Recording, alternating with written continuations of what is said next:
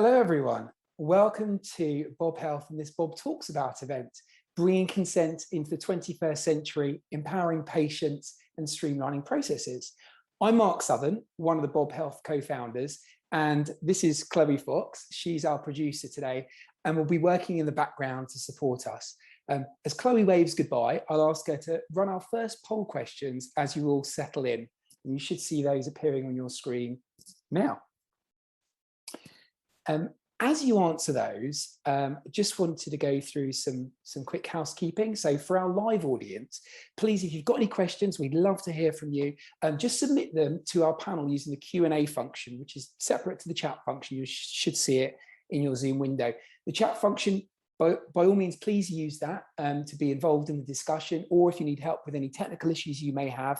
And if you want to share your thoughts using chat, just be sure to change the default setting to include everyone, not just the panel. So if we've got those, I think the poll should be closed up now. So let's have a quick look at some of those results now. So looks like, did you have an understanding of the Concentric digital patient consent tool ahead of this webinar? Looks like vast majority have, still a few that haven't. And it looks like, again, a good portion of people have already read the story on Bob that talks about the implementation of the Concentric tool. And you can all go ahead, if you haven't read it, you can read that story on Bob, and we're going to be sharing that link to the story in chat throughout this session, and also we'll follow up with that by email after this webinar.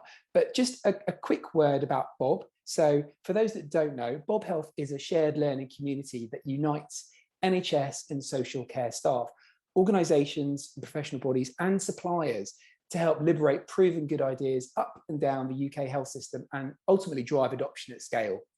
Bob Health helps NHS staff write up case studies about how they made change happen at the local level, so that people elsewhere can learn from that experience, saving them from having to ultimately reinvent the wheel and instead build on the experience of others that have already done that before. And it's important to say that both writing and reading on Bob Health support an individual's continued professional development. This Bob Talks event will be posted on the Bob Health website and associated with the case study that we talk about today. This video will be subtitled when it's loaded up so that we can ensure it's accessible for everybody. And like I said, those specifics will be shared afterwards. So let's get into the details of our implementation discussion today. So we are pleased to be able to run this sponsored event about the Concentric digital patient consent tool. Our sponsors are Concentric Health and their partner EMIS, who support them with introductions into the NHS. And today we have an audience of potential adopters, both live and then on demand, who are rolling out Concentric now, or maybe are considering doing it. So we're thankful to have members of the Jersey General Hospital team here at this Bob Talks About event, who are willing to impart their experience of implementing Concentric with their patients. So today we have from Jersey General Hospital, Dr. Austin Gibbs and Angela Hall, and we also have David Lockram from the Concentric team who supported the rollout, listening in too. And if there are any specific questions about the tool, then we'll field those to Daph as we go through, and he can come in and answer those as we get there. But Daph, quickly, now would you mind just quickly saying hello and introducing yourself to everybody? Hi all, so I'm Dav. So I was a surgical trainee by background, been in the health tech space for 5 or 6 years, and run Concentric Health. So now used across quite a few NHS trusts, as well as in the private sector. So really delighted to share the story. Huge thanks to Austin and Angela for their time and for their support along this journey. So, but yeah, I'm here. Any questions? We'd love to hear from you. Thank you, Daph. Right, so let's get to know our panelists a little bit more. So I'm going to ask each of you if you could briefly introduce yourselves. And also, I'd love to know if you could tell us a bit of your experience of introducing innovations into clinical practice other than Concentric, and maybe touching on maybe what you found as the hardest thing you found about introducing those innovations into clinical practice. And let's start, Angela, can we start with you? Yes, hello everybody, I'm Angela Hall. I'm an arrhythmia nurse specialist and I work in the cardiology team here in Jersey. So I've been involved with a few innovations really, and those have all centred around the arrhythmia nurse specialist role. So it was the first of its kind to set up in Jersey. So I've implemented various nurse-led services and procedures that we do, which has increased kind of the patient flow and streamlined how we do things. And we put together kind of dedicated protocols for lots of the work that we do. So yeah, I've been involved in quite a lot of things in terms of really clinic setup and establishing new ways of doing things, nurse-led services and so on. Excellent. Thank you, Angela. And over to you, Austin.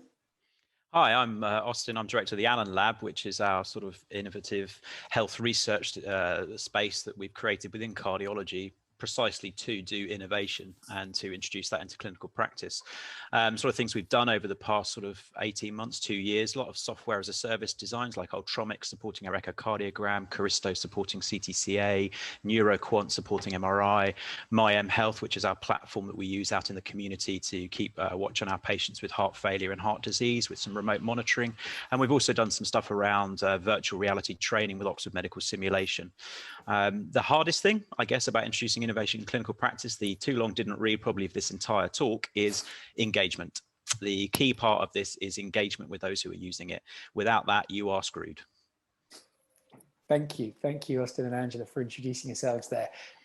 So before we get into the nuts and bolts of talking about the implementation of the Concentric tool into clinical practice, we have one more poll question for our audience listening in. So Chloe, if you're able to pop that one up now, that would be great. Thank you. And so while that comes up and while you answer that question, let me set the scene for you. So Angela and Austin have successfully implemented the Concentric tool into clinical practice at the Jersey General Hospital, starting as a proof of concept in cardiology, which has since expanded into other disciplines, including urology, orthopedics, and primary care. They'll share their accounts of rolling out the Concentric application in their organisation, answering some questions from me as we'll go through the rest of this webinar, and then we'll open up the floor later on to others to ask further questions at the end. So can we close that poll and see the results there?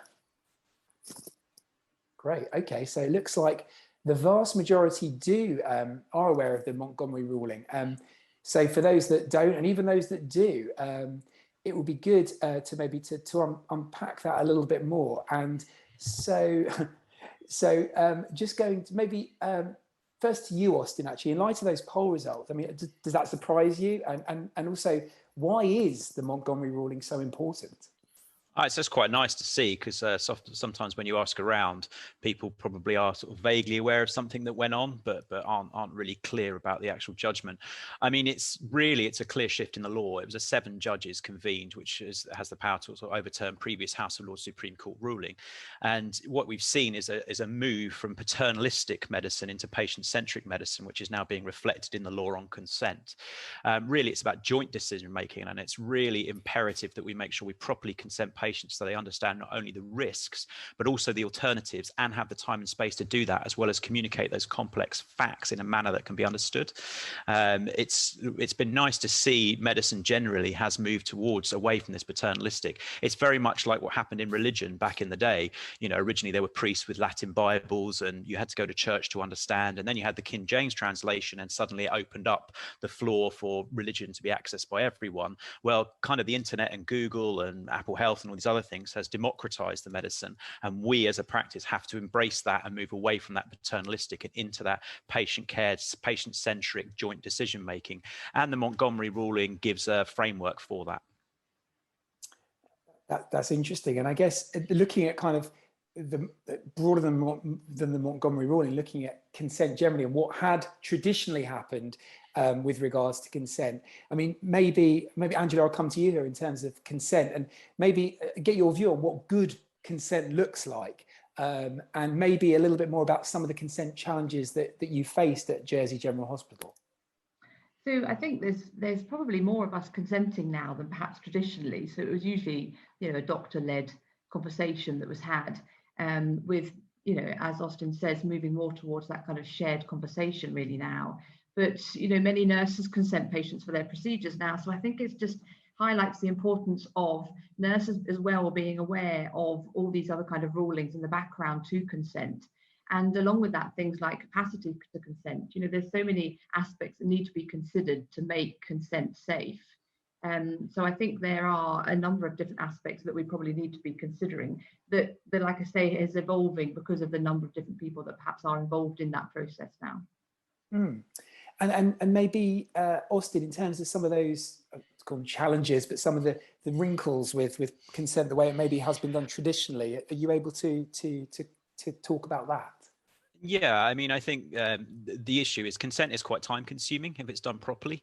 And there's often not the space to do it properly, and it can be rushed often on the day, necessitating some of our specialities have direct consent clinics specifically to do it, which again has resource impacts on outpatient time. And post-COVID, particularly with elective surgery, there's a need to maximize our ability to get throughput of those waiting lists that have now built up from the cancellations. And so having direct consent clinics will take away from the potential standard outpatients. Sometimes we're finding that the risk versus benefits outlined weren't individualized, rather they were population based, which is the traditional way of consenting.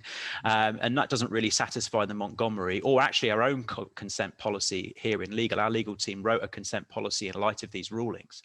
We also had cases of cancellations on the day where people were kind of unaware exactly why they were here and exactly what was going to happen to them. They are rare, but their impacts are massive when you're trying to run an elective list. That is a slot, particularly when you're trying to catch up, as we will be doing over the next 2 years. Those losses are quite extreme. And also, from our point of view, relatives are often unclear what was going on, which could generate complaints, and unaware of the potential risks. All these problems all were impacting on our ability to maximize our elective service, which we knew we desperately needed to do. Yeah, absolutely. And you've touched a little bit upon kind of the where and the how, but maybe, Angie, I don't know if I could ask you there in terms of more about the where and the how, kind of location and timing, and maybe some other factors that had on getting consent. Yeah, so certainly for us in cardiology, the consent process was generally done in a pre-assessment type clinic, which is where it's initiated now, but it just provides the patients with more time and more information. And we were consenting them at the time of discussing the procedure. And really, you should give people more time in order to deliberate, discuss with family, look at all the alternatives and so on. So traditionally, yes, in that kind of environment. I know lots of other specialties were perhaps consenting on the morning of procedure as well, which isn't really the best way that we should be doing that. Like I said, there is supposed to be a longer period of time between that discussion and consenting. And then again, a rediscussion over the consent. And obviously that was all more traditionally done on paper. Okay, that's interesting. I know we're going to come back to some of these points raised a little bit later on, but for now, before we talk about some of the implementation and the planning that you went through, I just would like to ask Chloe if you wouldn't mind playing a very short video we have that just summarizes a little bit more about the Concentric tool itself, just to set the context of our future conversation. Make consent to treatment simple with Concentric. Hospitals often struggle to meet legal standards when it comes to consent, and paper-based consent is difficult to obtain remotely.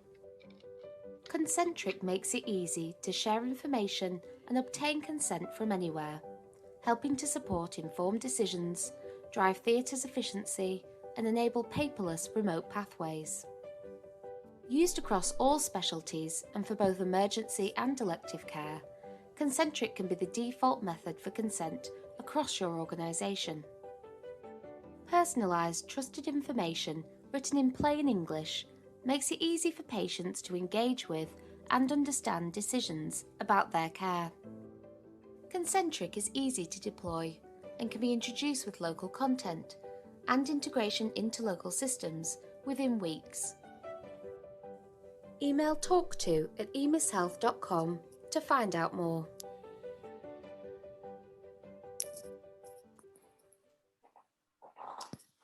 Thanks, Chloe. Hopefully that helped for everyone listening in. And I just want to go to you, Austin, initially to kind of go back to the challenges and then also to the tool itself. How did these challenges lead you to ultimately finding the Concentric tool out there? Is there a typical approach in finding these solutions? Where does the requirement usually come from for this? So this was slightly odd in that I'd had studied law, and during that time it sort of became quite obvious there was a disconnect between what was practically happening in hospitals and what the legal requirements are. Added to that, there was this sort of general sense of a shift in medicine from paternalistic to patient-centric, and being a digital health fanatic, really, I think is a key enabler of that change. I actually came across Concentric as a way of delivering this, partly through chance, really, and looking at all of the different sort of things that were out there. But Concentric was the one that seemed to be about consent rather than document management systems, which a few of the others were. Finding that quite a lot, that you'll find people would just replace the paper with a document management, which isn't quite the same.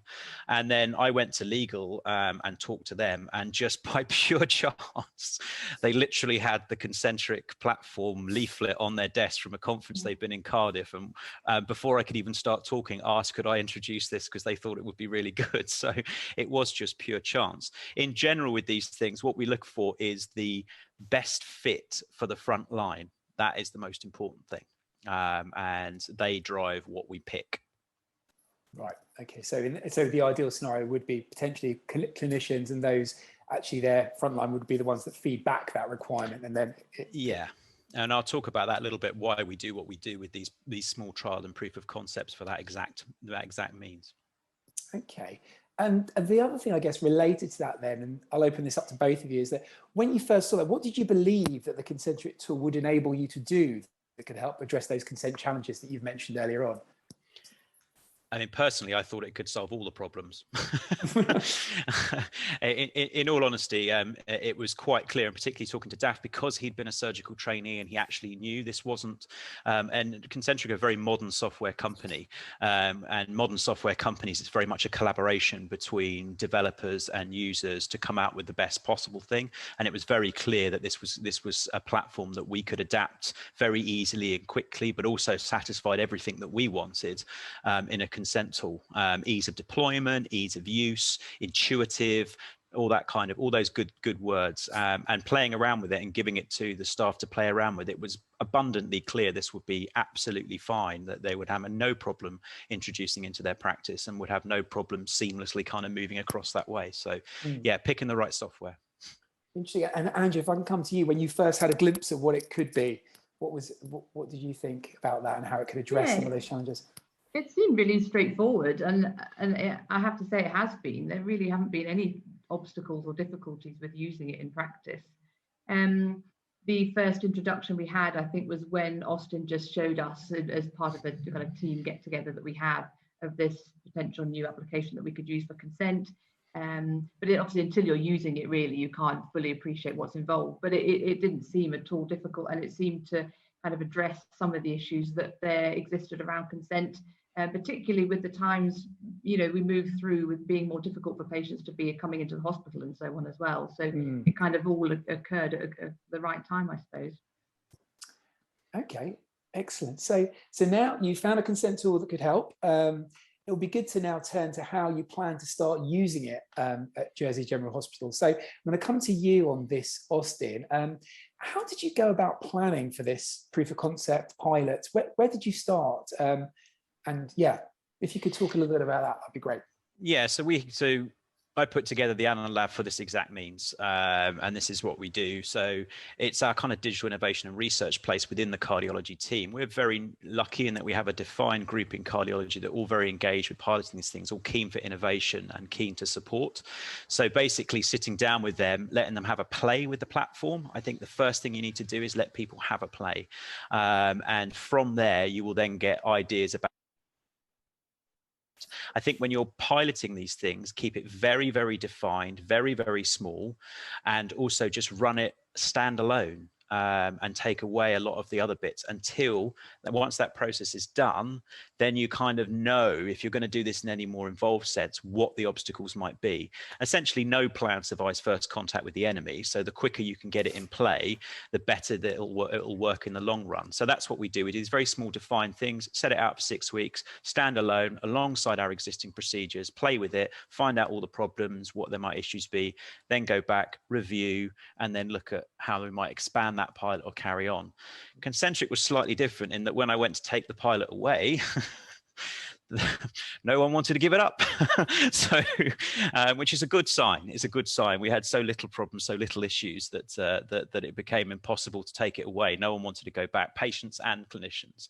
So yeah, again, picking the right platform is the big key to that. But that's how we do it. Just a collaboration between, because you need that engagement, and the engagement comes from somebody feeling like they've got a say in what's happening, and their views and their ideas are being taken on board, and actually they can see visible change to what they're contributing to, rather than, you know, I've made my point but nothing seems to have changed, I've done this or nobody's asking me, or and so we also have this space here around me, which is a fun place to play, but it's also a safe space where people can come and play with the tech, and they can talk to us about, and they can sort of, it's, some people don't want to put their head above the parapet, some people don't want to buck the boat, they want this to work, but they've got these fears and worries, and here's quite a safe space for them to just let it all out. You know, I stick them in VR, they fly a wingsuit down a mountain, they have a cup of coffee, and then it all comes out. So it's really good.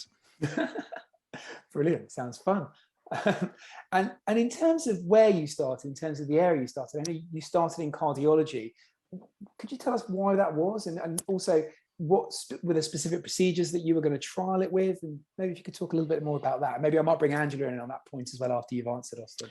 Yeah, I mean, it's because our cardiology team and the Allen Lab, we're all part of the same. I'm under cardiology, and we have always been an innovative team. As Angela said, we've got lots of world firsts here with our nurse-led service. Our team's very, I mean, it's just a brilliant team that get on very, very well. We're supportive of each other, and we're very keen to deliver the world-class service that we can. We have a boss, I guess you'd say, who is utterly inspiring and utterly brilliant. He doesn't think so, but he is. And he is the person that makes us all believe we can do these things, and then they get done. And it's great. So it was an easy decision to use cardiology. Right, absolutely. And Angela, I guess from a kind of practical perspective, working in cardiology as well, was there anything else that you'd add to that around those procedures and maybe why they were ones? No, obviously it worked well for us because we work closely with Austin and with, you know, our consultant lead as well. He's really forward thinking and everything digital as well. So I guess it worked that way because of how closely we work together as well. And we could, you know, identify a few key procedures that were fairly straightforward in terms of, I guess, having those as a start off for using the digital consent. So yeah, it all seemed to join up and work quite smoothly. Super. So we've used the word digital, and so I'm imagining and I'm thinking that information governance, IT integration, and other elements are very important aspects to consider when you're implementing a new digital-based service. So maybe you could, Austin, talk a little bit about how you navigated that. You've spoken a bit about the setup there, but maybe if you could also, if there's any recommendations you would have to others that are kind of facing this kind of a challenge. Yeah, I mean, with these, you've got information governance, you've got your legal, you've got your design authority, you've got the consultant body. There's a lot of different competing things. I think the key part is to really learn and understand what your centralized team need and why. Don't simply as a clinician get frustrated that you seem to have to fill out Form X and it seems a waste of time. It's much better to try and build relationships and kind of understand their needs, partly so that you can reassure them that this pilot and this POC does satisfy what they want and will work together and working together. I mean, in a perfect world, you have a very small team where all these areas are represented. Then you can go and have these kind of weekly meets where you're all around the table. You can make the go, no go decision immediately or raise issues. But really, it's the idea of it having, you know, I can talk to the design authority and I understand their requirements and what they need. And there's a trust will start to build up there between you and say, okay, I trust that you'll get on and do that. So you sort of cut through a bit of the crap and it's a bit more of a collaborative arrangement. I think there tends to be somewhat of a schism, my experience, between clinicians and health professionals wanting to deliver a service and then kind of what are loosely called sort of management, IT, government, whatever, the behind the scenes. And they don't understand, and it becomes a problem, and then that's where you get all this friction that then slows the whole process down. But actually everybody wants the same, everyone wants to deliver a brilliant service, everybody wants to make it a better place. So you're all on the same page, you just need to communicate really well and build up those relationships with your IT departments and other bits and pieces, so that when you go and look at software and when you go and look at solutions, you have in the back of your mind what their requirements are and what the restrictions are already, so that when you actually come to start putting it out there, there's no nasty surprises. You know, when we roll out Concentric, if we just the guys will know that it's going to satisfy everything. We've done all the bits and pieces in the pilot. We're not doing anything that's going to involve a huge amount of work. Yeah, so just building up those relationships, I think, is absolutely key. That's interesting. And I guess, I don't know if you can, I don't know if you can think of any examples off the top of your head of any risks maybe that were identified during the stage and how you maybe mitigated them. Yeah, so obviously the big thing that everybody worries about is GDPR, patient data, moving patient data around, identifiable data. It makes everyone super nervous, super sketchy. I am actually a fan of GDPR. I think it's a brilliant thing. I think there's a lot in there that's really good, but I also think there's a lot of urban myths attached to it as well. I think there's a lot of misunderstanding of what it's about. But whenever you've got those, then we work closely with the design authority to make sure the cybersecurity stuff's all knocked off, and we've got all that. I mean, they're just over the way there, and making sure that they can see we've taken all reasonable steps in the pilot, and that's really good. The truth is that what's often notable is that whatever current non-digital system is in place is often so woefully bad from a GDPR point of view that it wouldn't satisfy anyway. So the biggest risk is actually not to do anything. That's actually a bigger risk than the thing you're taking, because this is checked and balanced and digital. You know, we've got juniors walking around with patient lists in their pockets is the traditional way, with every single identifiable piece of data on it that then accidentally gets dropped on the bus. You know, so you've got to remember that the existing system isn't perfect and is actually really bad. And then when your information governance team understand that, and they do here, they're much more keen to help you get the new system in place, because they know the old system is actually hugely risky. It's very interesting. That's interesting. Thanks for that, Austin. I guess one final question when we're in the mode of planning here. Was there anything special about your setting that made this project easy or hard in particular? Yeah, I mean, I think during COVID, we set up what we loosely called Health X. We nicked the NHS X, but put health in front of it. And that was this tight working group with the heads of each of the key stakeholders, all meeting weekly, talking daily. This meant we really understood what they needed and we could work closely together, but also those decisions could be made there and then in one room, without having to have a meeting with information governance, then the design authority, then legal, then and having like 5-6 different meetings, and one meeting, one room, everywhere. And again, over time, because you were this relationship was building up, there was a trust and a confidence build. This understanding I'm talking about really started to understand where they were coming from, and also their wider restrictions of the whole of government, the resource issues, and how we could help work around that, and how we might be able to offload some for them, and vice versa. It is just that collaboration, relationships, and engagement. It's the same topics that always come up when we discuss kind of innovation, I think. But yeah, that was incredibly useful and meant that we could do a lot of things very, very quickly and efficiently.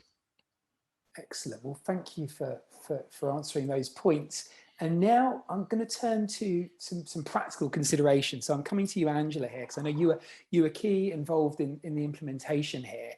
And so I guess the first thing I'd like to know is what type of kind of formal training was required, I guess, to use the Concentric tool with patients? And maybe if you could address why you did it that way, and if there was anything different you would now do based on what you learned through that process.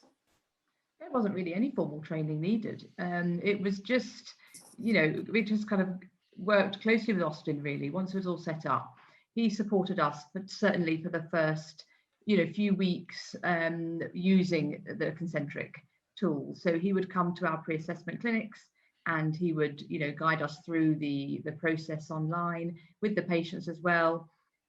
So we did that, together for a little while, and then also coming on our theatre mornings where we do our cardiac procedures, he'd be present for those. So we worked through that together, but that really was all that was required. We'd had chance to look at the tool before ourselves, have a little play with it. There was like a dummy patient, for example, set up that we could use, just learn how to navigate through. But it really is extremely user-friendly and very straightforward, that very little formal training really was needed. So I don't think there's anything really we could change. It was introduced to us as a team. Myself and one of my colleagues who also uses the tool did this together with Austin. Our cardiologists also had, their time using the tool as well, but everyone's picked it up very, very easily. I don't think there's really been much difficulty at all with that process. Fantastic. And I guess I've got to ask, did you have any challenges with the staff rollout? And if you did, how did you overcome them? Not for us in cardiology that I can recall at all. I know it has been rolled out to some other services from us. I'm not sure if they've run into any difficulties, not that I'm aware of. We made ourselves available to them if they wanted to talk about how that's used in practice if they came across any difficulties. But I personally haven't heard anything from them in that way. So no, I can't think of any challenges. There's a couple of things that you just need to consider. Obviously, that's the patient side of the use and their if they have an email address, for example, if they have the use of IT systems, for example. But even that's very straightforward, and the majority of people do have access to that now, so that really hasn't caused much of a challenge either. Yeah, that was going to be my next question, actually, was like, what were your, maybe interesting to look at what your perceptions were on how patients would respond to this new bit of tech, and how they actually did respond in practice would be interesting to know. I think it's funny. I think you can relate it really to how we're using other digital tools within our team as well. You do, I suppose, have a bit of a preconception about who might or might not be able to use this system. But from experience, that's probably changed a little bit of what we were expecting, perhaps. And there's so few people now that don't have access to any of this. And for example, with the Concentric, an email address, and even if the patient themselves don't use email, a close family member, they can be, their email address can be used, and it engages them, I suppose, a bit more in the consent process as well. So even some people that you think might just have a little bit more difficulty navigating their way through, they really haven't.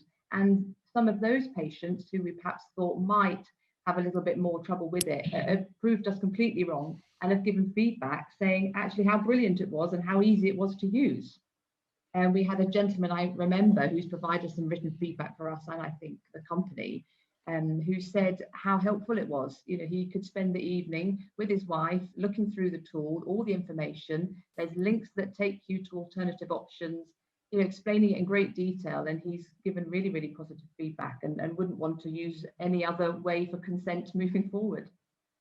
That's interesting. So yeah, so it looks like digital literacy and availability of technology weren't big issues, and actually were relatively easy to overcome with either use of family members, or I know another one that you've mentioned to me in the past was they might not have had a tablet at home to use, so they might have accessed it alternatively, and then you had something available for the patient to actually consent to. Is that correct? Yes, so you can read all the information on any device, their home computer, their phone, iPad, things like that.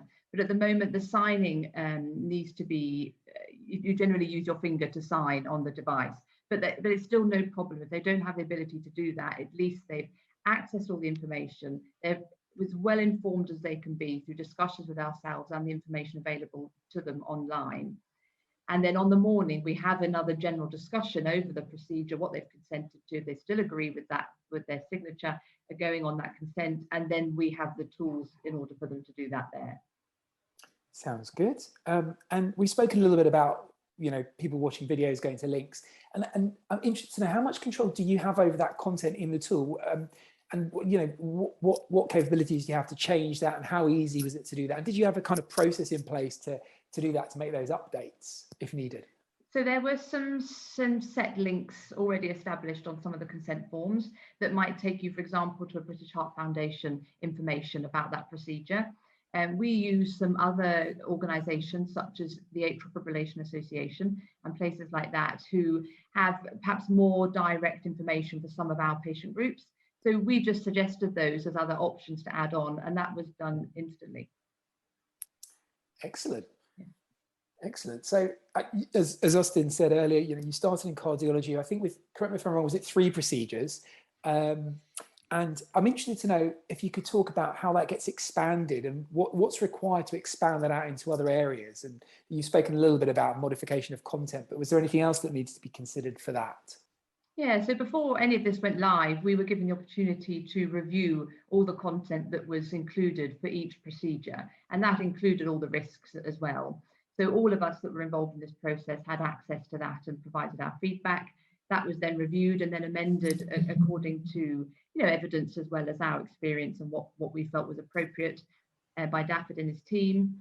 So that was all done in a very timely way. And then we just are gradually, once we were familiar with using it more with perhaps our more common procedures, it then rolled out to include other procedures. And then, like I say, not just for cardiology, but then to other departments as well. So we might suggest, or could we now look at having the consent available for A, B, and C, and then he would do the work with his team, provide us with the information, we would review all of that back to him, and so on. Okay, sounds good.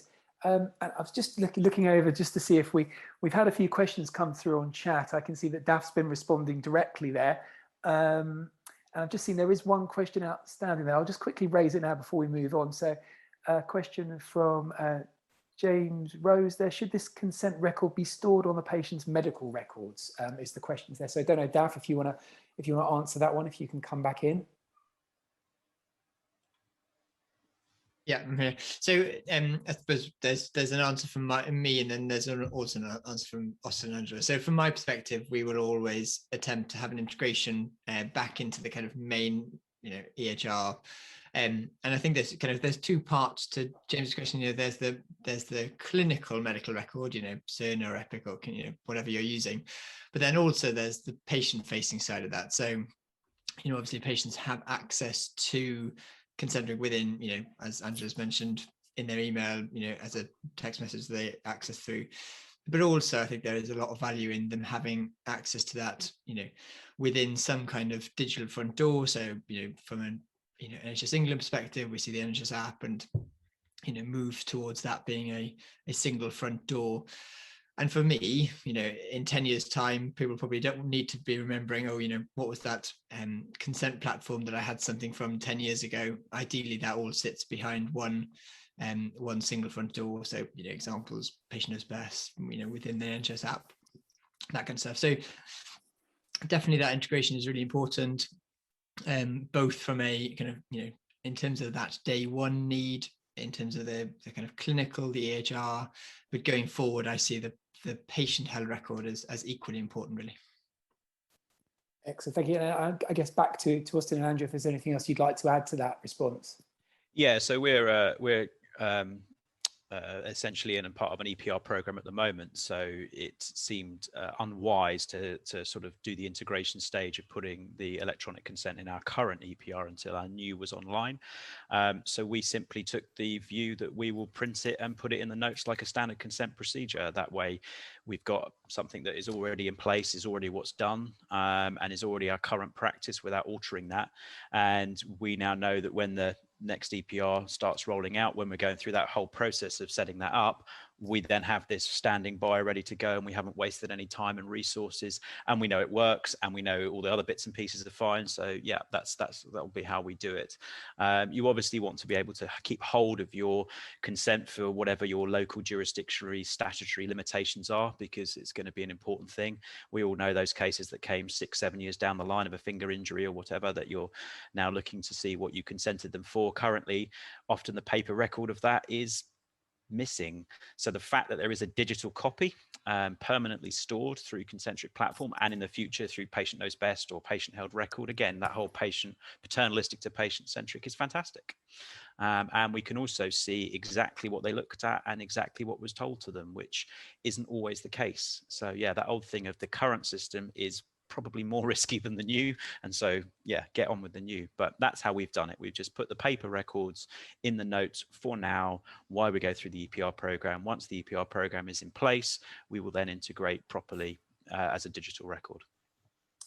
Excellent. I don't know, Andrew, if there's anything else to add on that, or if Austin's covered all the points. We did consider just having the consent available and visible on, for example, an iPad that we had available, but the difficulty came with kind of the pre-operative checks that the theatre team have to do from their governance and safety side of things.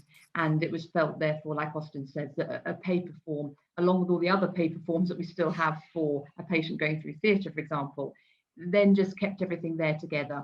They weren't perhaps happy with having some on paper form and then obviously something on electronic form.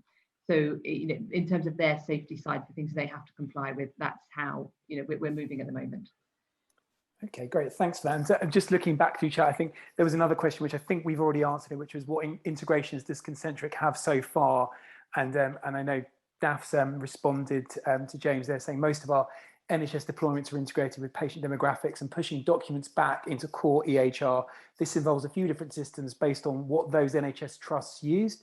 Examples include Cerner, IMS, Maxims, etc. Lots more detail here, and he has provided a link, so we can make sure that that link is also shared in follow-up with regards to the case study, if anyone else is interested in that. So thanks for responding there. So I guess going back to the journey of the project, so now the proof of concept is over, I understand. I'd like to ask you both a few questions about what you've learned and what's next.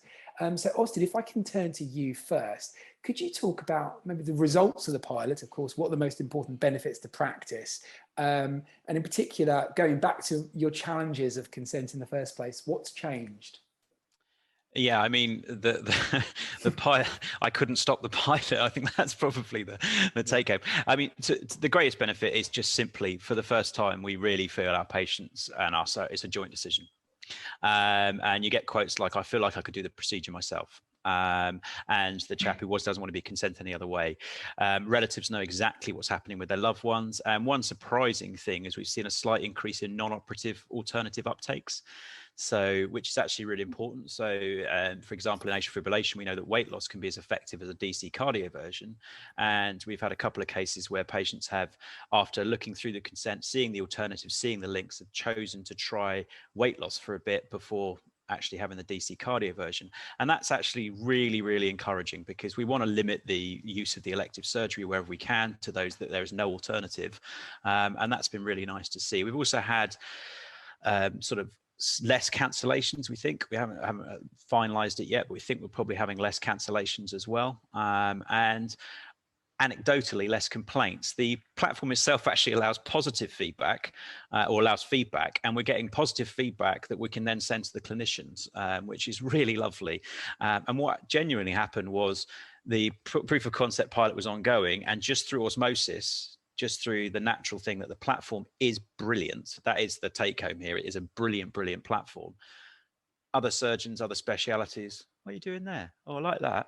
And then that then moved, and then urology wanted to take it on. And it just, if you pick the right software, then generally this thing happens. I mean, what do you use to shop? Amazon. What do you use to message? WhatsApp. You never train to use these things. You never chose them. They're just the best. They're just intuitive. And I think with health technology, getting that right platform, then it all just goes. But yeah, the benefits to practice really are just when you're with a patient on the morning of the surgery, the conversation that you're having with them is totally different. They're far more relaxed. They understand exactly what's going to happen. The relatives there understand what's going to happen. They've even planned probably better for their post-operative care because they understand a bit better. So they've made provisions for, time off work or whatever it might be. So yeah, we need to do some proper business analysis stuff on it. But yeah, it's been incredible actually.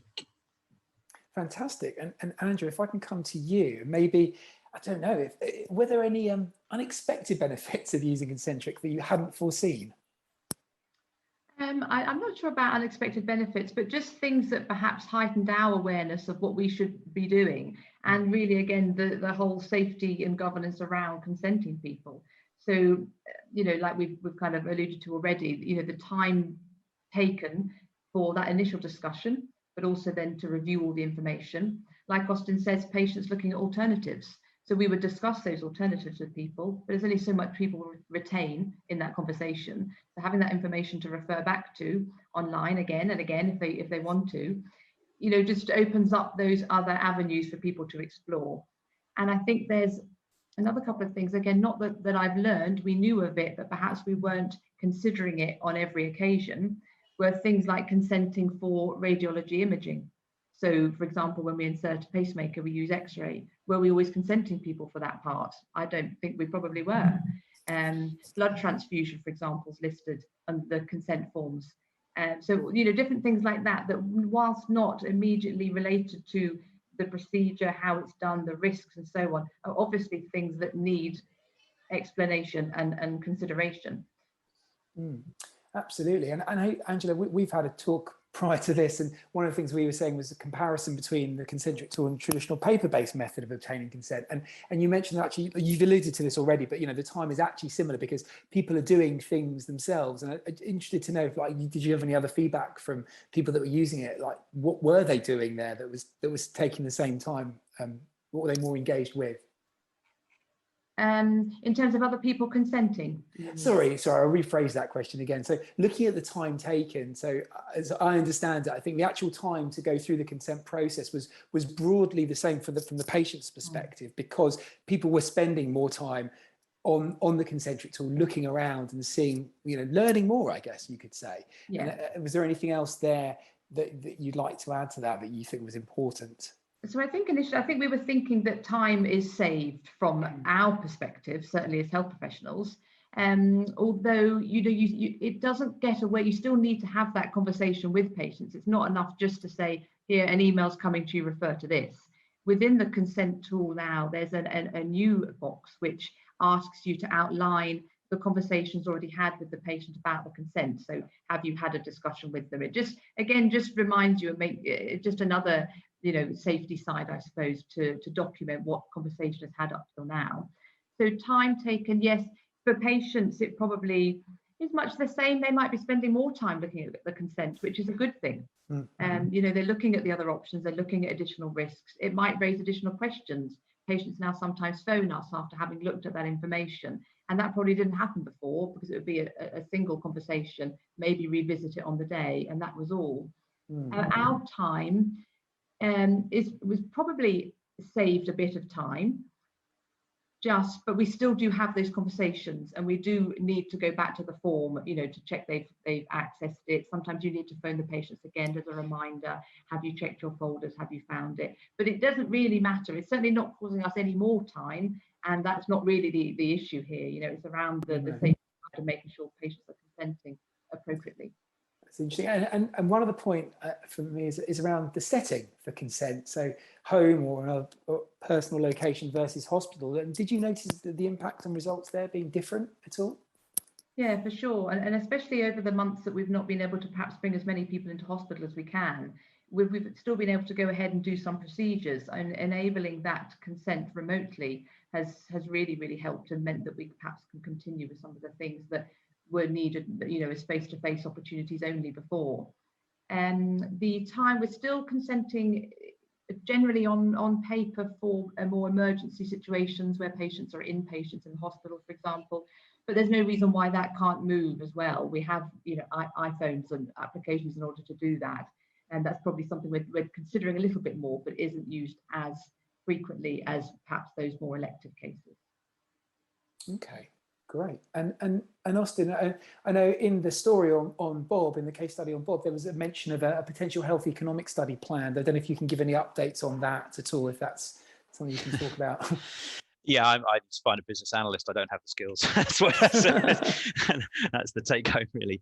Yeah, we want to engage with the business analyst here, and really what I'm interested in is the indirect cost benefits. I think quite a lot of these days, it's very easy to do time and motion. It's very easy to look at sort of broad numbers. But they don't give you the full picture.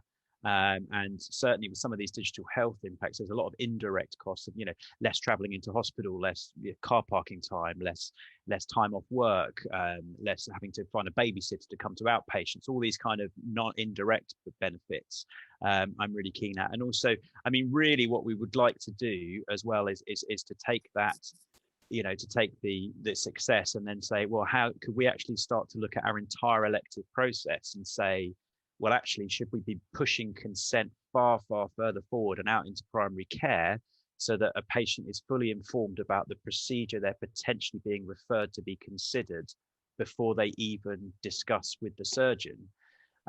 Because that will mean that outpatient's appointment, they will be primed and ready to ask the questions they want to ask. They will already understand, and the surgeon themselves will have an informed patient to have a discussion with, rather than having to spend a good proportion of the time trying to outline what's going on. And I think that's what we would really like to do is, in the GP surgery, you've got a knee, we think you might need an arthroscopy. Here's some information, the consent, don't sign it now, but here it is now to consider while you're pending your outpatient. And then doing an economic study on that to see if our elective list is that much more controlled. Because in a perfect world, the only person that should actually be arriving on that day for that list knows what's going to happen to them, agrees what's going to happen to them, is fit for surgery, is fit for that procedure, and is ready to go. Because there's a lot of knock-on effects like investigations that will go ahead and pre-op assessments that will go ahead. And those things, they have a demand on a system. So yeah, trying to tease out those indirect economic benefits, I think is going to be key, really.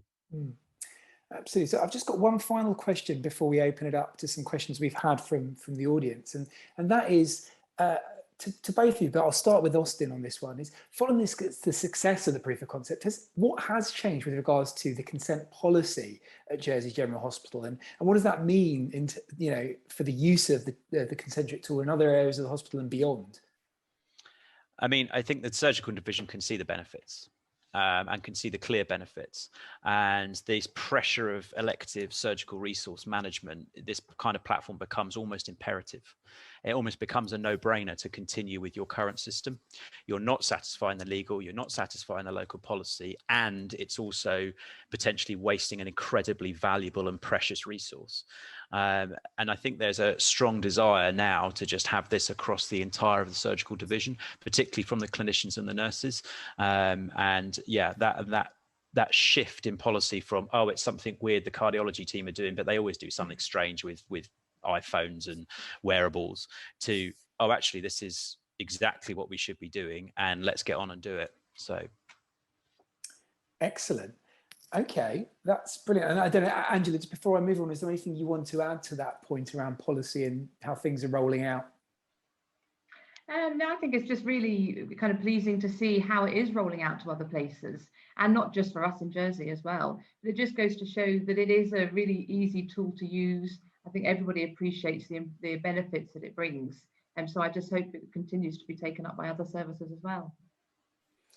That's a great segue, actually, Angela. Thank you. That's a great segue into one of our first questions, which was about are there any advice about getting the Concentric tool considered in other settings? And also a kind of similar question is, how quickly can other organisations implement Concentric, in your opinion, and do it well? So similar but different questions, but let's go to maybe Austin first on that one.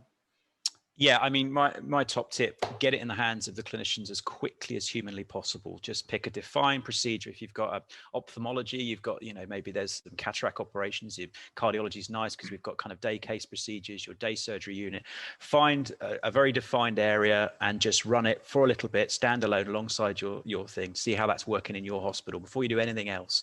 And then once that's done, you've then got your framework to roll it out. In terms of speed, it can be done incredibly quickly. This is an incredibly intuitive, easy platform to roll out. I mean, it literally took us a couple of weeks, really, from start to finish to actually beginning to consent patients.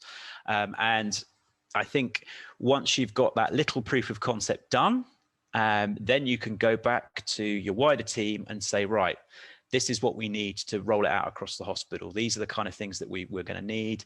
These are the integration things. These are the technical things. These are the information governance things. But it works. It's just a brilliant platform. And if you pick the right platform, it should never take years to get involved. It should just be simple and easy. These are software as a service. These are not, bringing in a new piece of hardware and having to plug it in.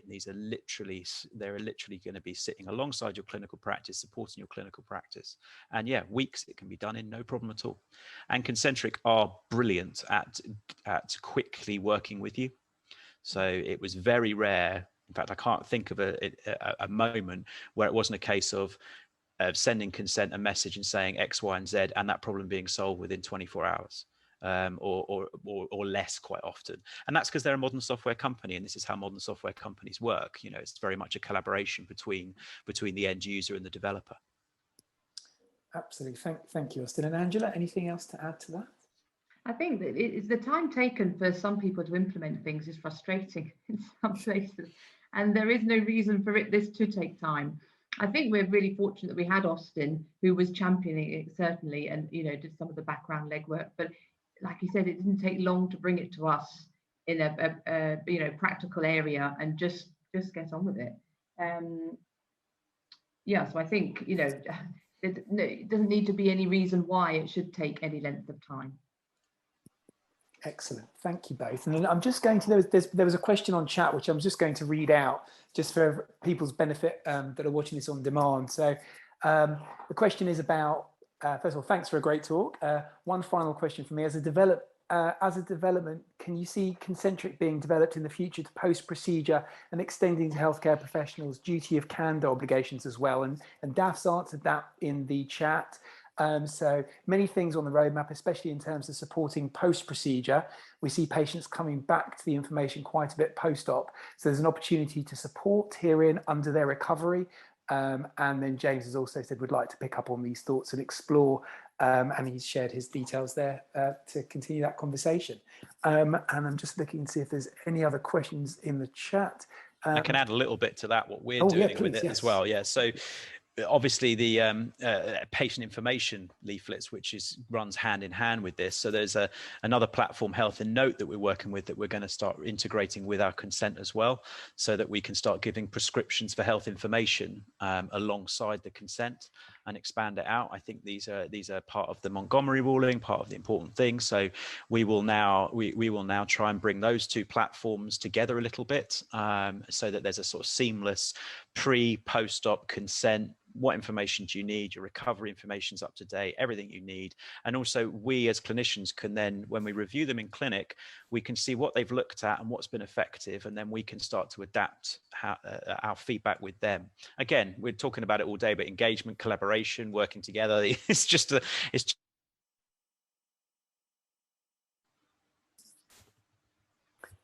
Excellent. And just before we close, just going to go to Andrew to say if there's anything else that you wanted, was there any points you wanted to cover on that final question that we had? And not about that question, but there's something I meant to say earlier. Another really, really good point, another really good thing about the digital consent with Concentric is that it's completely legible and everybody can read it. Because traditionally that's something on consent forms that you can't make head nor tail sometimes of what's been written. And if anyone's trying to refer to that at the time of consenting, when they're stressed and under pressure or not well, and then later on, if they needed to refer to it, you know, this really does away with that problem. Thanks. That's a really interesting point. Absolutely. And so we're looking to draw to a close now. So I'd like to thank all our panel for imparting their knowledge, experience. And before our audience leaves, we've just got two very quick poll questions that will flash up on the screen now. If you could take a look and answer those, that would be great. And also, following the conclusion of this webinar, you'll immediately be taken to a very short post-event survey. It should automatically pop up on the screen, but we'll also email attendees with that survey too. Really appreciate it if you could feed back on that. It helps us make the service we offer at bob.health even better for everyone else. And also just to say, if you would like a CPD certificate for attending this webinar, please email us. The instructions will be in the follow-up email. And also if you have yourself a story to tell from you or your peers, then Bob Health is here, and it's free of charge for you in the NHS to do that and to share those stories. It'd be great to have more stories in this field and in the broader field of digital transformation. So have a read what we've got on there at the moment, and you can also see how to go about writing a story, and we'll be delighted to support you in that. So once again, thank you to all our panelists for taking part, and enjoy the rest of your day. Thank you.